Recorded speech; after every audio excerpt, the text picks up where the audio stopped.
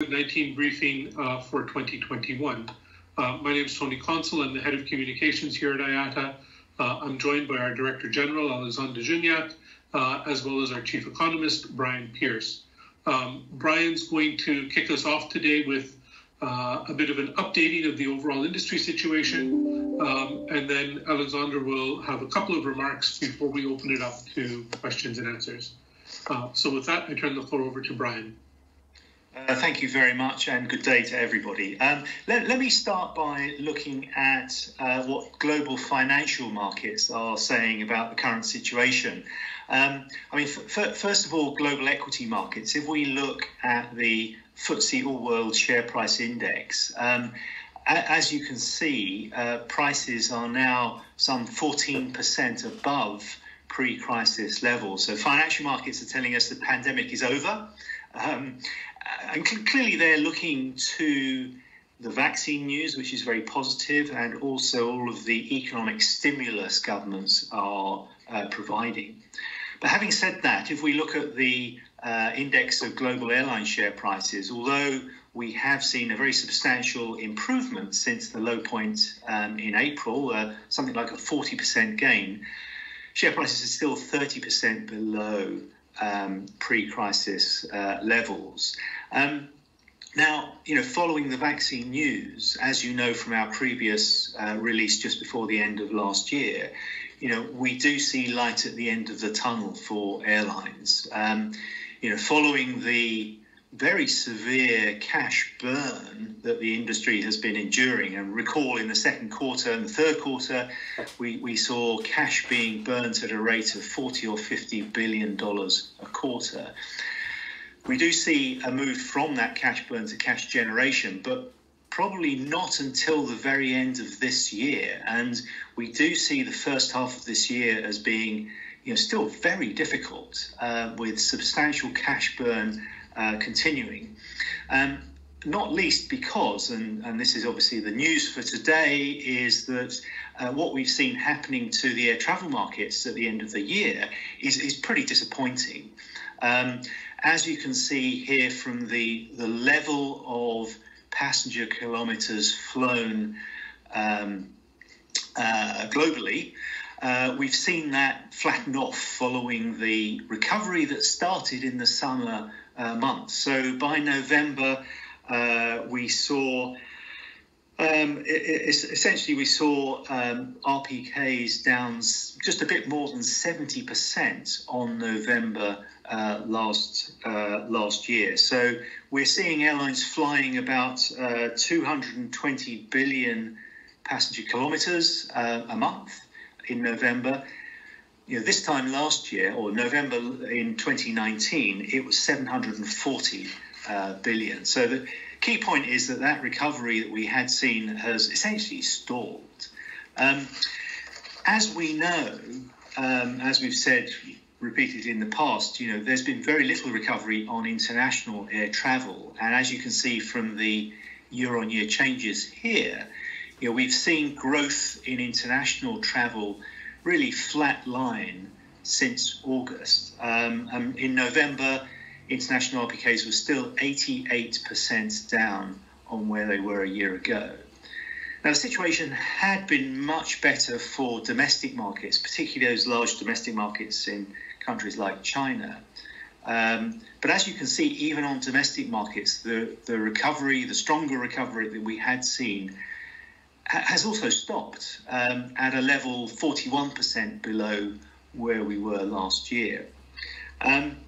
Let me focus just first, do a little bit of a deep dive on the domestic air travel, just to show what's been happening.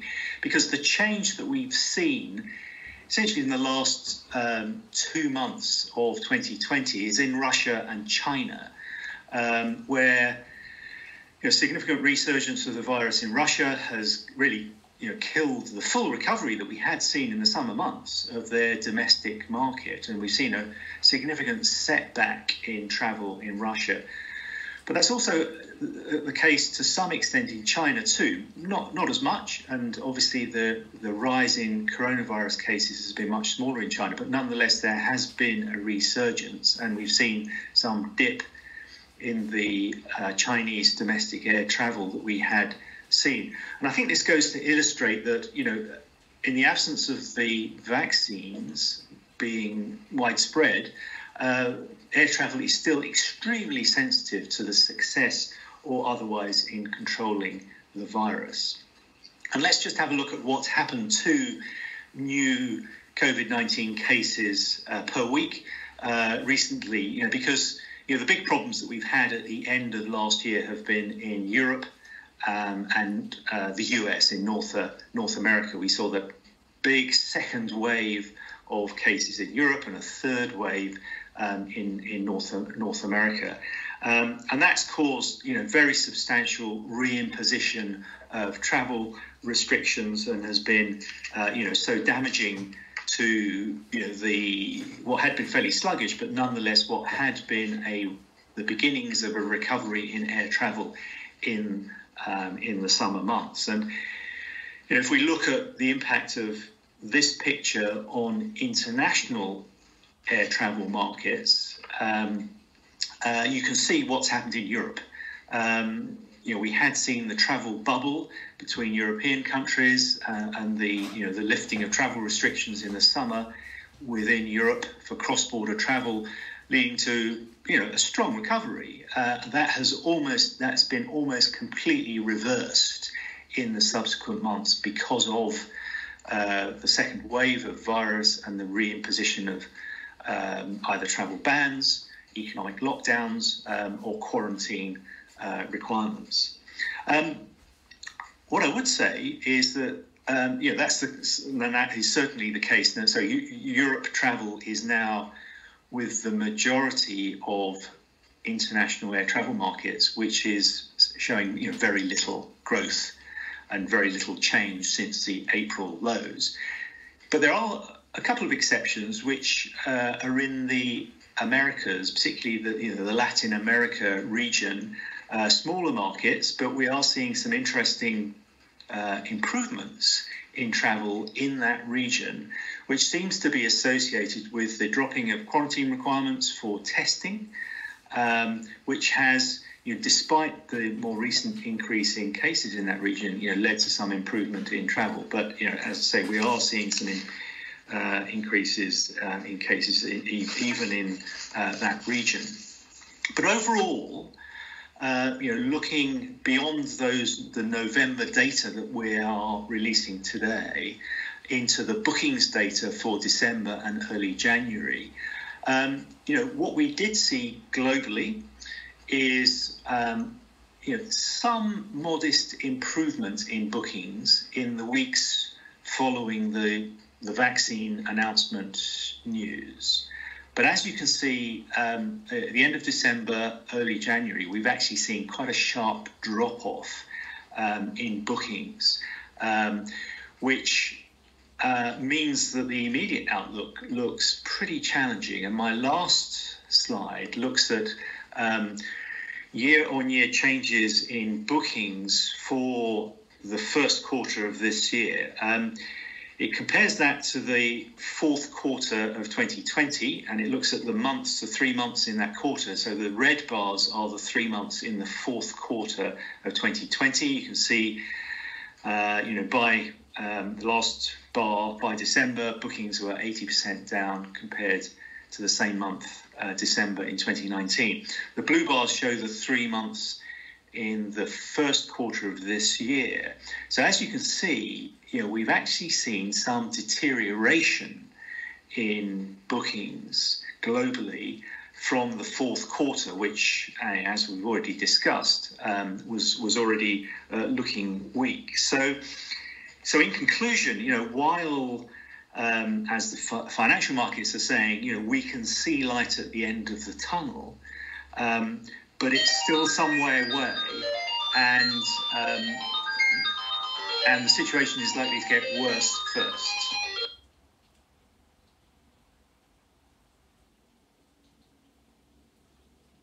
Great. Thank you very much, Brian. Now I'll turn the floor over to Alexandre for a few remarks before we throw it open to questions. Just a reminder, we'll take questions via the chat function.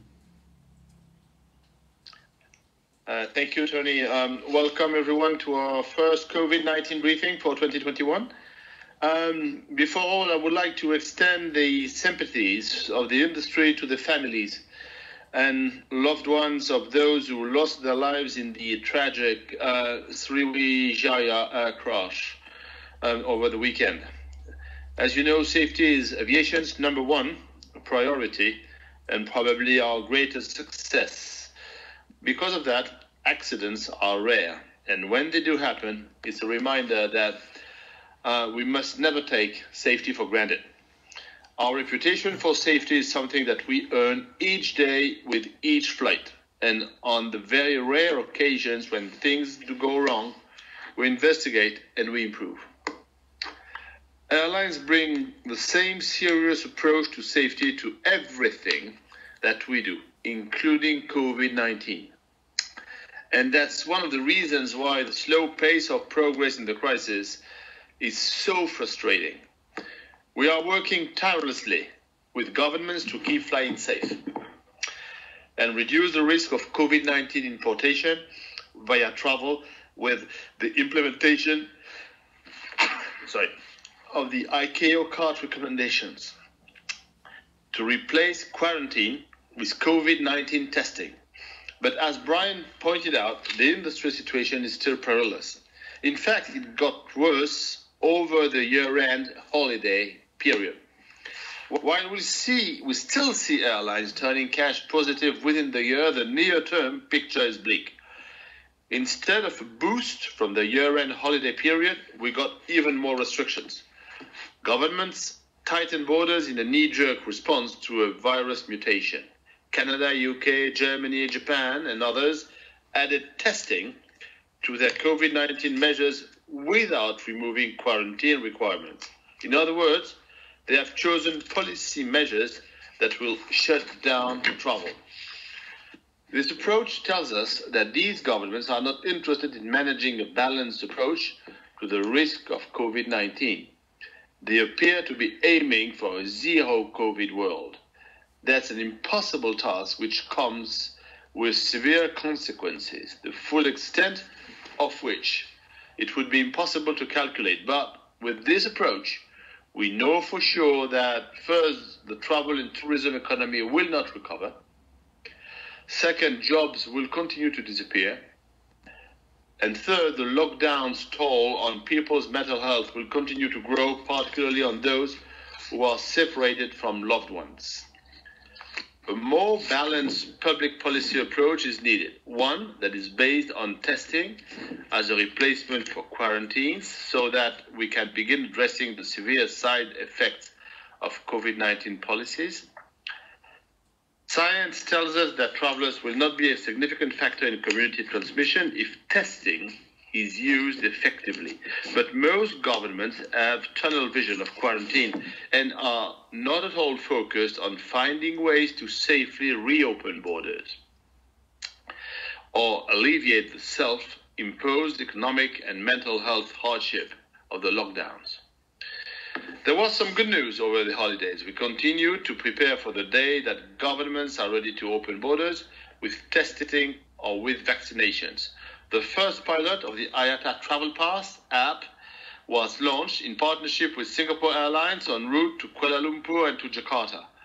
And we are still on track for a full rollout of the app during the first quarter of this year.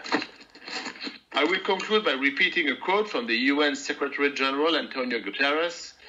He emphasized that the urgent need to restart flying by saying that aviation is an important engine of our world and will play a critical role in lifting the world to recovery from COVID-19. Let us ensure it receives the support it needs to keep the world's nation connected and united. The support starts with consistent, well-reasoned, scientifically supported policies to manage the risk of COVID-19 and travel. That is the antithesis of what we witnessed over the holiday period.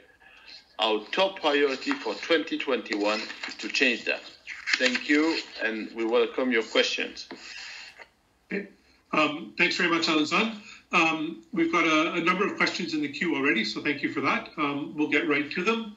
The first question asks, how concerned are we about the levels of infection and the current travel curves in Europe? Could these hit bookings to the extent that the summer season could be lost again, despite the vaccine rollout? And what would the repercussions or the consequences of that be? Maybe Brian, did you want to take that one? Let me comment on that, Tony. I think what we've seen happen with the level of infections and the new variant that's starting to cause problems in Europe is that it certainly has hit bookings for the immediate future. Obviously, there have been travel bans put in place in many cases, I think it certainly casts doubt over the Easter season, which had been expected to be a strong period. I think to some extent we now depend on the speed with which governments roll out the vaccination, and there's promising progress being made. Some of the estimates that the medical community are making suggest that vulnerable populations may be vaccinated in Europe by the second quarter. In which case, we would think that governments should be prepared to start reducing travel restrictions. And so I think given that, the summer season still looks likely to be the start of a significant improvement in bookings and air travel. But that really does depend on a successful rollout of the vaccine. Okay, thanks, Brian. We have another question which I guess looks at the overall outlook for the industry. Given the setbacks that we've seen recently, is there any adjustment to the time frame by which the industry will return to 2019 levels of activity? No, at the moment we think what's happening is sort of consistent with what we had said at the end of last year. I mean, if anything, the immediate future has got worse because of the impact of the virus, because of travel restrictions, because of what we know airlines are doing in cutting their schedules for the first few months of this year. I think the reason that we expected to see 2019 levels regained not until, well, for passenger numbers 2023 and for passenger kilometres 2024 is because we see that getting to herd immunity in particular will take some time. It's looking as though in some of the advanced developed economies, as though vaccination programs are ramping up very quickly, and projections are that the US, North America, Europe, some other countries should be in a good position to certainly unlock economies, relax travel restrictions by the middle of next year. That's not the case across the world, and it will take some time. So it's really for that reason, and also because consumers will obviously take a little bit of time to get back to pre-crisis behaviour and patterns of travel. So no, we're sticking with what we'd announced before. We think passenger numbers will regain 2019 levels by 2023, but RPKs not until 2024, because the longer haul markets will take a little longer to recover. Great. Thank you very much, Brian. We have a question for you, Alexandre. The questioner asks about progress on getting governments to use testing as a means of opening borders. It seems to the questioner that so far there hasn't been much progress on that. And the question is, do we see, for example, Europe being maybe more amenable to testing, or have there been parts of the world that have adopted the testing or are pushing this forward that we're not seeing quite yet? No, we have seen no progress. It's a big big regret that we have. We are pushing hard, and even some government have introduced testing on top of the quarantine or the measures or travel restrictions. So for the moment, we do not see any progress, and it is not depending on the regions of the world. All governments are in an attitude of coming back to increase or more severe restrictions than to reopen borders and to replace their restrictions by testing at this moment. So it's still a long way to go. Okay, thanks, Alexandre. We have another question which picks up on Brian's comments about the Easter season. The questioner asks, does IATA believe that testing and border restrictions should be relaxed on a sliding scale as vaccines proceed? Or is there a single tipping point at which a more defined shift in policy should occur? So in other words, do we see vaccines as being a progressive opening of borders, or do we see us waiting to a certain tipping point and then borders becoming open?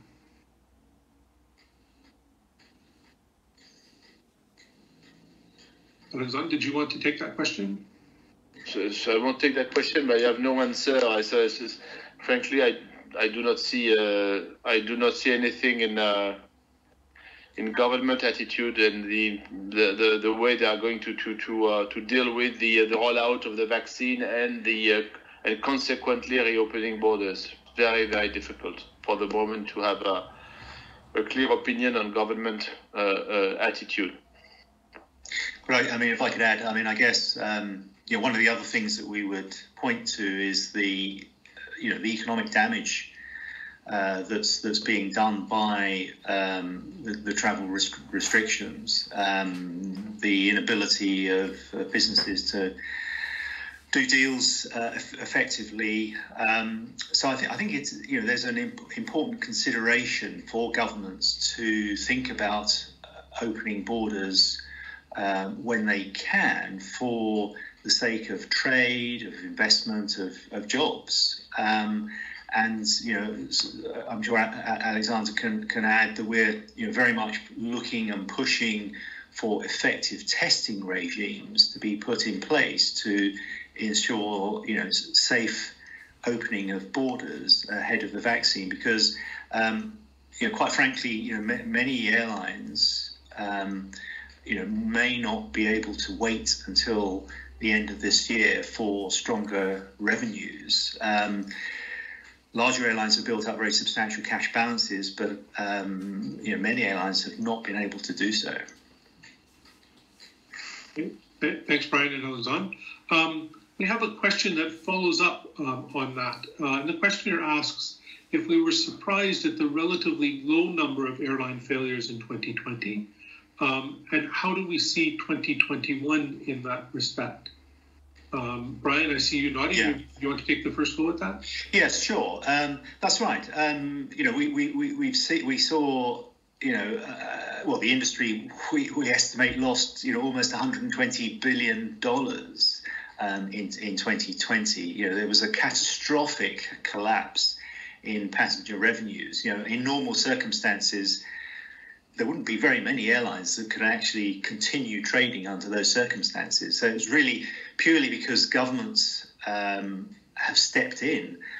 So to date, we've counted aid of $197 billion.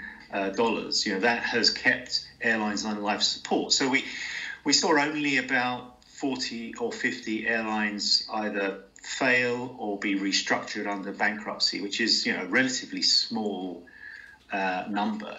The challenge now is to make the restart of the industry economically viable, because it's still extremely challenging. And as we described, the next 6 months before we see vaccines making a difference to a significant difference to travel, it is going to be really difficult. So I think we are going to need governments to look very carefully at the airlines that are serving their country and are based in their countries, because the next 6 months, except for those airlines who have been able to raise lots of cash, could see airlines fail before we see the vaccines make a significant difference to passenger revenues later this year.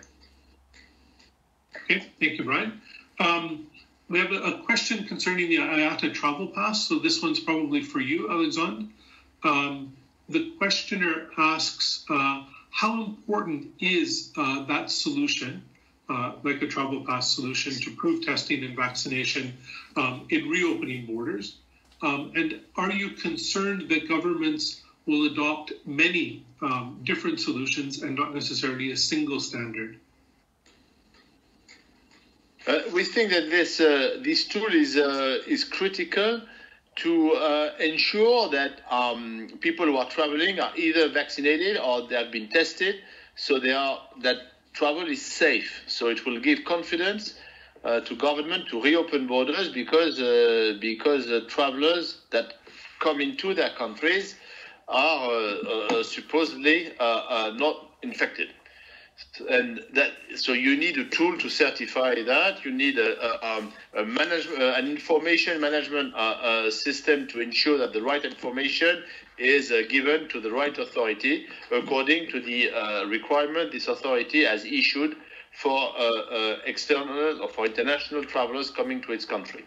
So we think it's a key tool. First of all, well, it is not the only one. We know that there are other apps or systems that are existing.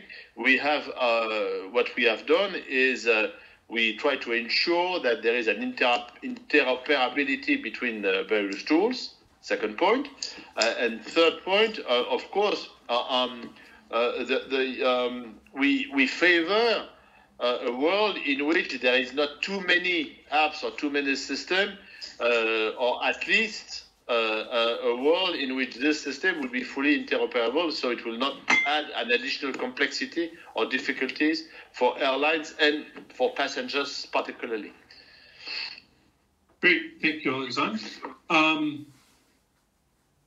Staying on the same lines, we have a questioner who asks, do we think that vaccinations or a vaccination certificate will become compulsory by governments for international travelers? As you know, we are not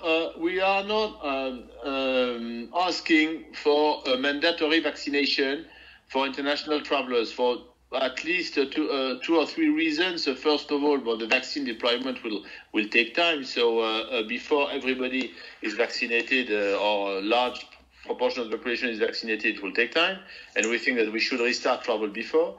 Secondly, there are some medical reasons for many people not to be vaccinated. They cannot be vaccinated for personal medical reasons. Well, thirdly, you have also quite a significant or strong opinion current which is against vaccination. So we have to take that into account. So that's the reason why we are not recommending a mandatory vaccination for international travelers. We are more recommending a mandatory testing, even if it is clear that vaccination will be a key tool to maintain the pandemic under control and to give comfort to government to reopen borders. Great. Thank you, Alexandre. Brian, we have maybe a question for you. The questioner says you've spoken a lot about what's happened in passenger markets. How has the cargo side of the business been doing? Yes, better. We saw we did see the growth rate flatline. We didn't see any improvement in the year-on-year growth rate in November, which is a little bit of a cause for concern. But cargo has mostly performed much better than the passenger market, obviously because it hasn't been a vector for the COVID virus in the early stages. air cargo service is critical for supporting global supply chains and obviously now for distributing the vaccine. The big problem for cargo has been a shortage of capacity because of the grounding of the passenger fleet. But I mean, what we saw in November was cargo was just under 6.6% down on a year ago. And because of the yields, the stronger yields that have resulted from the capacity shortage, revenues have been fairly strong. So cargo is playing an interesting role. It's actually driving some airlines' network decisions in the absence of higher yielding business travel, which of course is absent at the moment.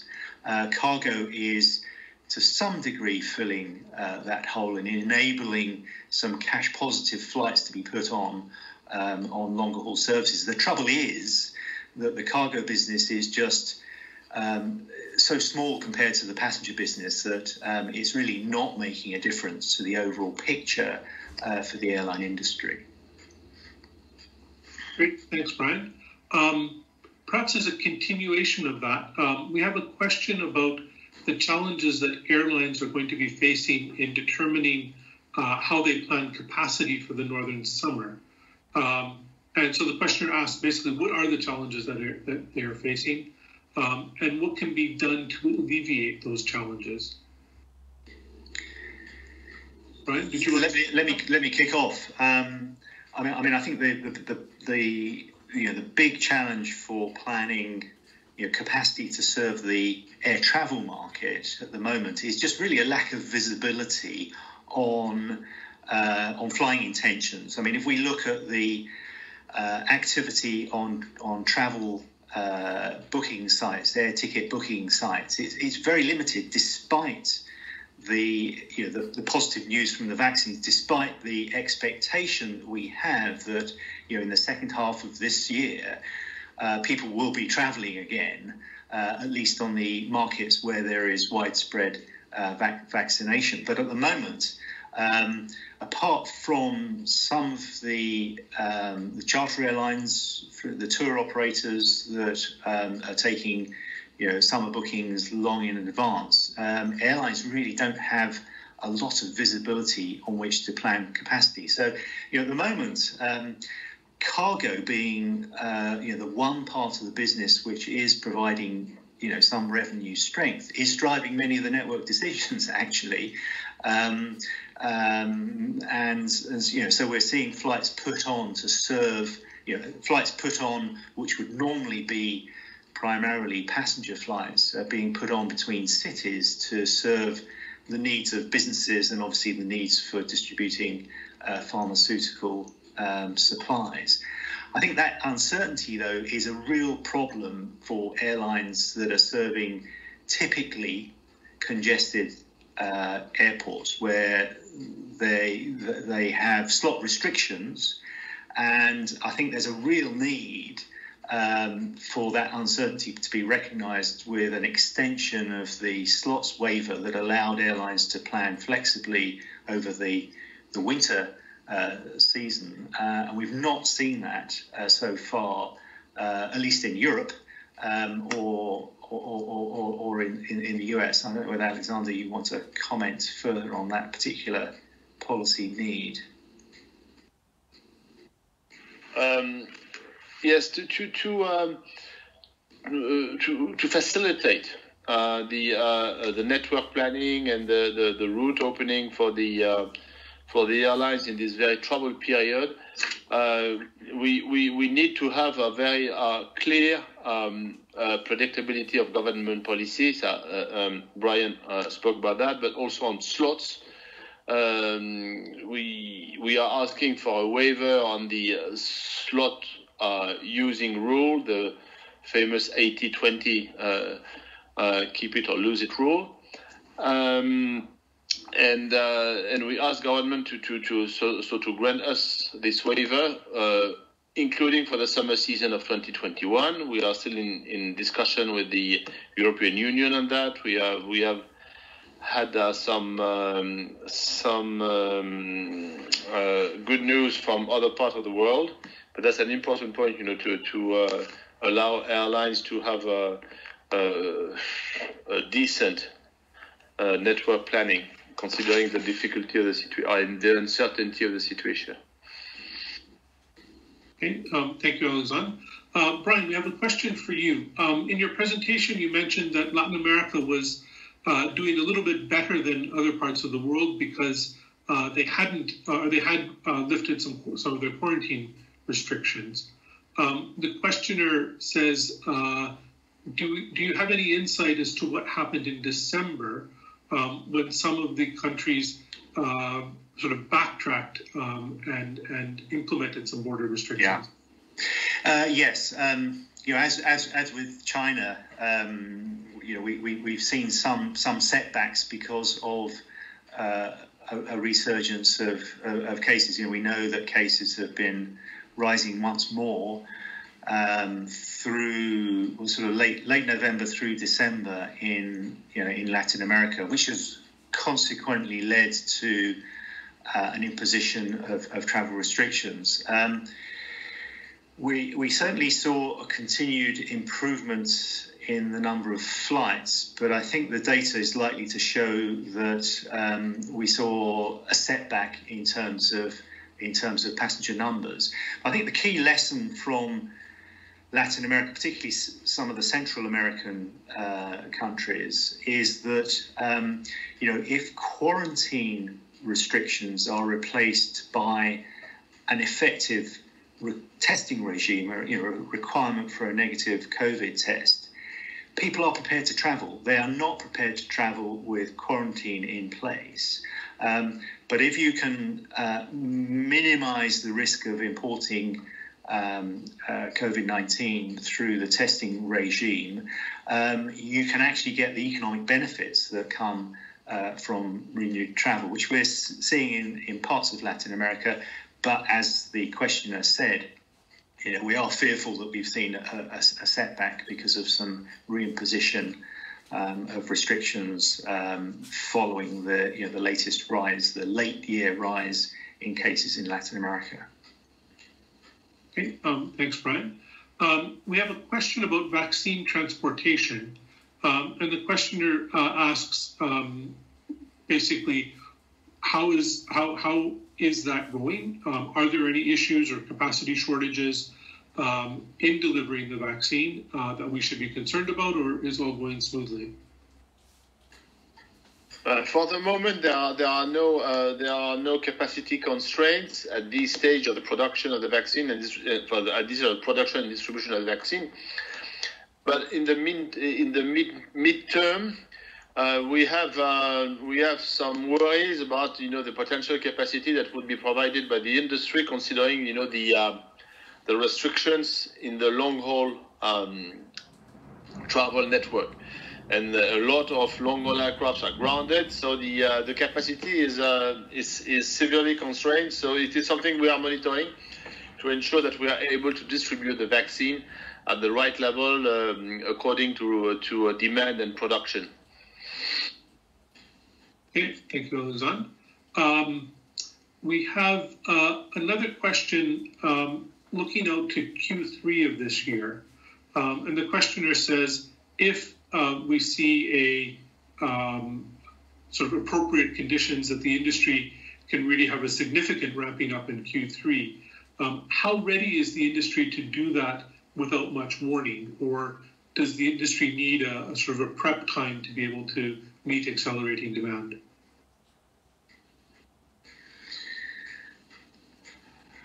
Brian, I see you. Let me. IATA and the regulators have been, I think, working. I'm sure Alexandre will follow up on this. Working really hard just to make sure that the infrastructure and the licensing of pilots is in place. There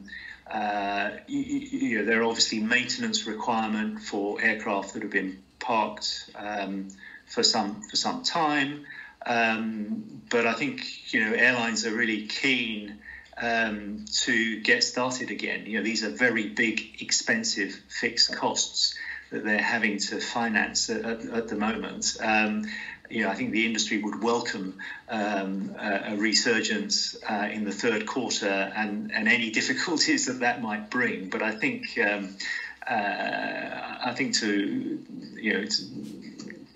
a large extent, the industry is certainly ready for that expected growth. Okay, thank you, Brian. Alexandre, we have a question for you, asking for a clarification on your opening remarks. You suggested that governments need to have a balanced approach to managing the virus, restarting the economy, broader look at public health. The questioner asks, does that mean that you're criticizing governments for aiming to eliminate the virus and placing profits above public health? No, that's not the point. We're not criticizing government or putting everything above the health. That's not the point. We think that it's not realistic to imagine that we will have a COVID-19 zero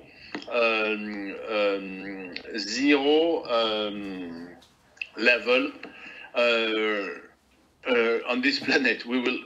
We think that we will live with this virus, and that this virus can be controlled, first of all, and can have a limited impact, very limited impact on the population, with particularly the vaccine.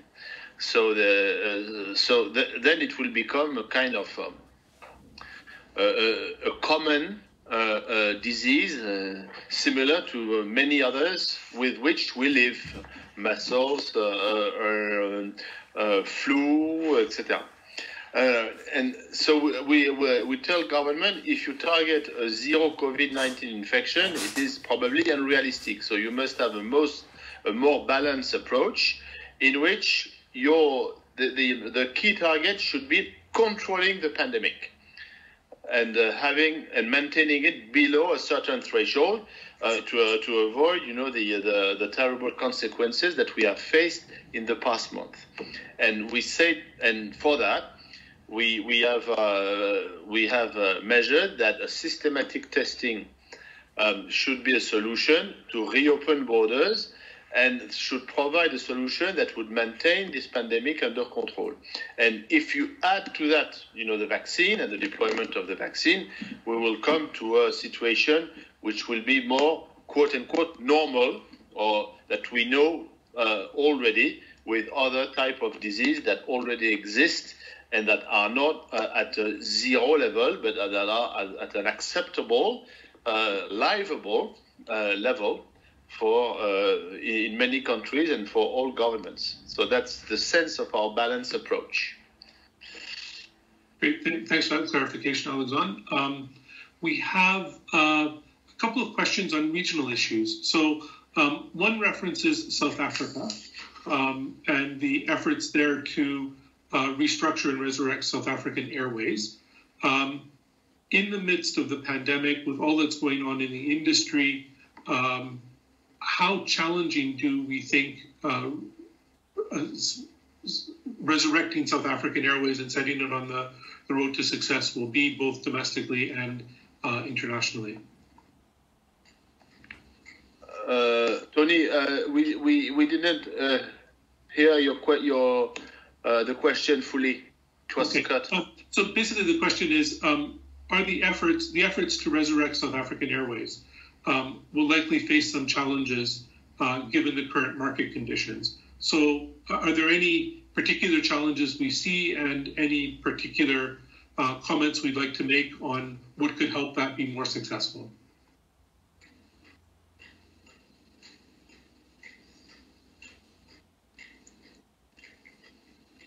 It's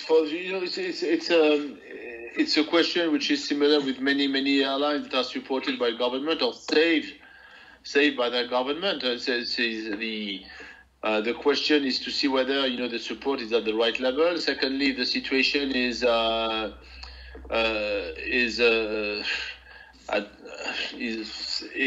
safe enough or economically good enough to support a recovery, and on which period of time. And thirdly, there is, as for many airlines a very strong cost reduction or cost control plan that has to be put in place to be sure that that the P&L is under control, not too negative, and that the balance sheet is not deteriorating. But that's a common problem for many airlines that are under government support. Okay, great. Thank you very much. Another regional issue. Over the holidays, Brexit occurred. So the questioner asks, have we noticed any changes or issues related to Brexit, or has it been relatively smooth? Brian, I speak under your control, but it's a bit early we don't have the figures at the beginning of January, and we haven't noticed something which is linked to Brexit at this stage, considering the evolution of the situation that was already very negative in the last 2 months. I think that's right. I mean, just looking at what's been happening to suppliers, on both sides. Clearly there's a lot of new regulations, new forms to fill in. It's causing a lot of disruption. So trade and therefore air cargo will be damaged as we had expected. I guess the question will be how quickly that can recover, and it's too early to say. Okay, thanks, Brian. We have a question coming from Hong Kong. The government there increased quarantine to 21 days and banned travel from countries like the UK and South Africa. So the question is, first off, do we have any comments on those decisions? And secondly, are we pessimistic that Hong Kong could perhaps be among the last to reopen borders in the pandemic? So the only comment I can make is that 21 days of quarantine is very very solid blocking point for any air traffic recovery. That's for sure.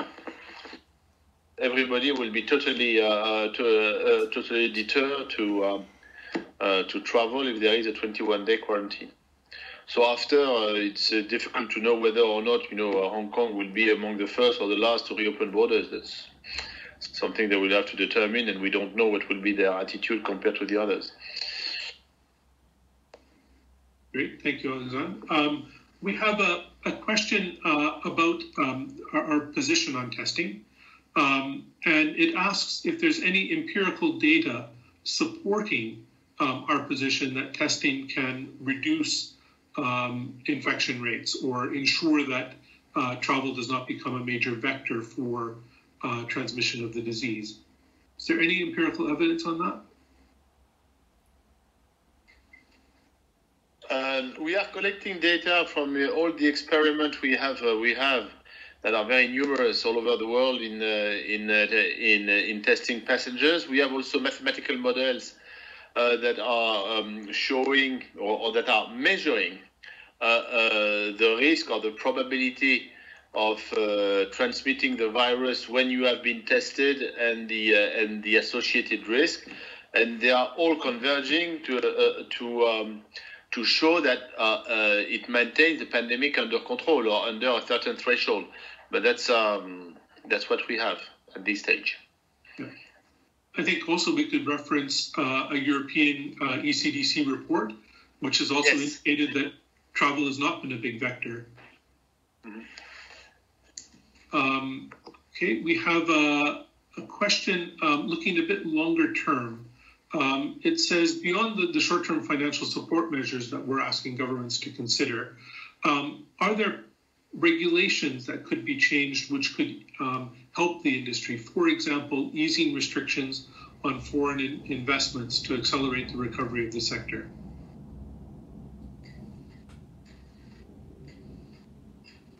So basically, do we believe addressing ownership and control restrictions would help with the sector's financial viability? Yeah, I mean, let me just comment on the sort of financial aspects of that. I mean,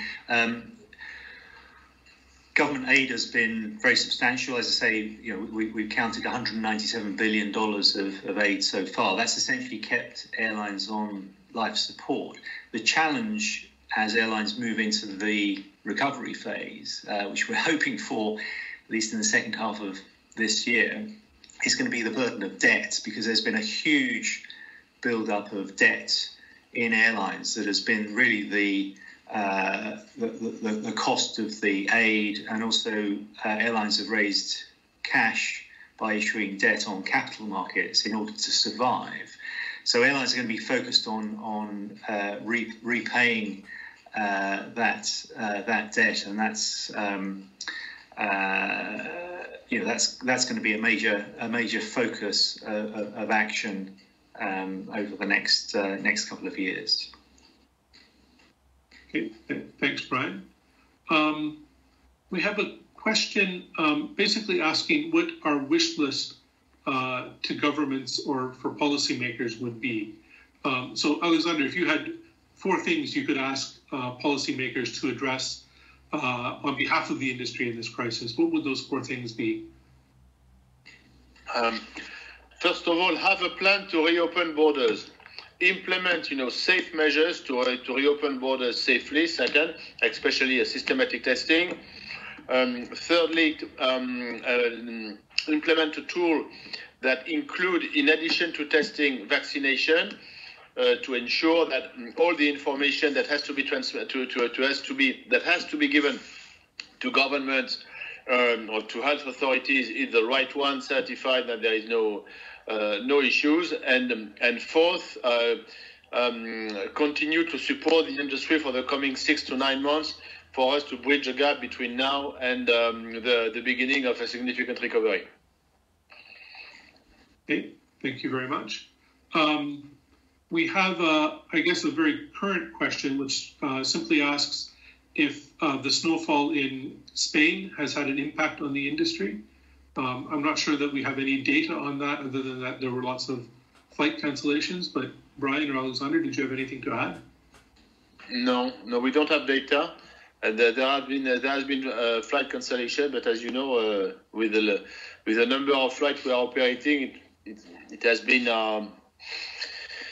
let's say, limited. Okay. Couple of last questions. Previously, we've spoken about the need for support for airlines in Africa, and also the fact that pledge support hadn't necessarily materialized. The questioner notes that there has been some support in Nigeria for the airlines there, but overall, how do we see the situation in Africa with respect to the industry's financial viability? Brian, you want to answer? The situation for Africa is difficult. First of all, because the companies were already financially pretty weak, and secondly, because in some countries or in many countries, governments have difficulties, to find the financial means to support their operators. So that's the 2 reasons why it has been difficult. So that also a reason why we have asked international bodies or international agency or development bodies to finance an industry support plan. So the African Development Bank, the Islamic Bank of Development, the World Bank, to try to help governments or to help directly the operators to survive. The partly successful, partly not there. So we are still pushing. Okay, thank you. And then just maybe a couple of last questions. In the current circumstances, how optimistic are you that IATA will have an in-person AGM in Boston this year?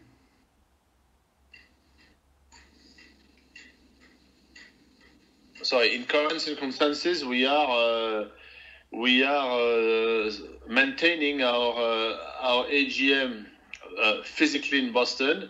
We have some worries, but we have also some hopes that by the end of June, a significant proportion of the air traffic will be allowed to happen. So we maintain for the moment our AGM physically in Boston at the end of June. We will see in the coming month if there is a different decision to be made. Great, thanks, Alexandre. I think we're just about out of time, so we'll call time on this briefing for today.